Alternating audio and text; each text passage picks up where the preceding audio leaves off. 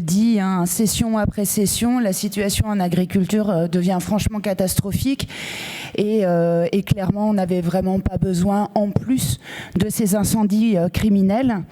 Entendre ces bêtes hurler puis se taire résignées dans les flammes et les imaginer mourir incendiées comme cela a été rapporté est évidemment un drame insoutenable. Et ce n'est que le dernier d'une longue série après des catastrophes dites naturelles dont on vient de parler, hein, le gel en avril, la grêle fin juin, les canicules et sécheresses à répétition, les fuites de neige en novembre sur les arbres encore couverts de feuilles. On vient d'ailleurs d'évoquer ces chutes de neige qui ont abouti dans la Drôme à des ruptures d'approvisionnement et d'électricité. Et je voudrais signaler qu'elles ont aussi conduit à un vol de carburant pour groupe électrogène dans un élevage industriel qui a entraîné la mort de 25 000 poulets morts asphyxiés. Et je tenais à ce que cela soit mentionné également. Autant d'aléas, pour le coup, qui sont de moins en moins naturels, mais on le sait, aggravés, intensifiés, démultipliés ou rendus plus imprévisibles selon les cas par les activités humaines et leur recours démesuré aux énergies fossiles, à la déforestation, au flux mondialisé de marchandises.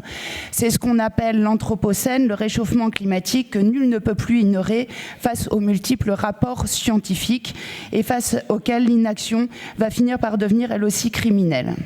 Alors permettez, puisque nous sommes à la fin de l'année, que nous formions un vœu. L'indignation est unanime face à ces incendies et nous la partageons sans réserve.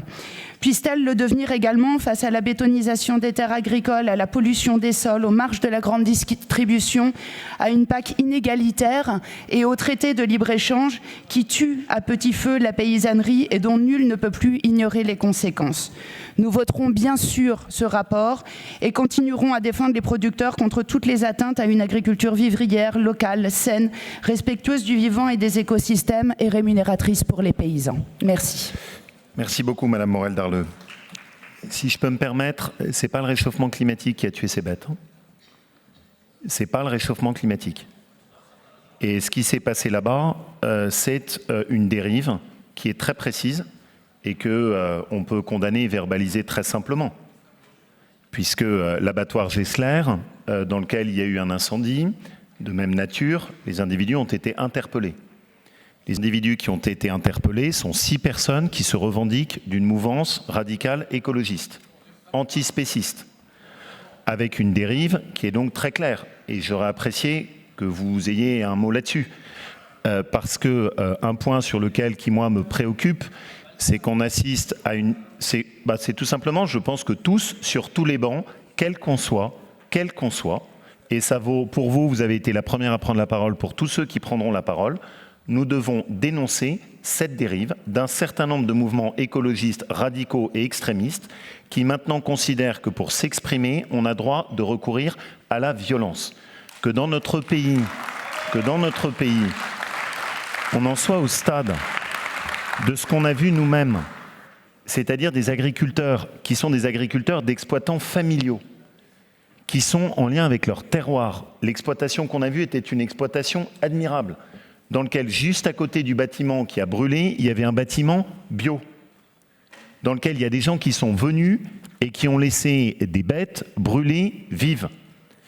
Et donc, ayons la décence 2 secondes de nous arrêter sur ce sujet et de se dire, là, c'est pas le réchauffement climatique.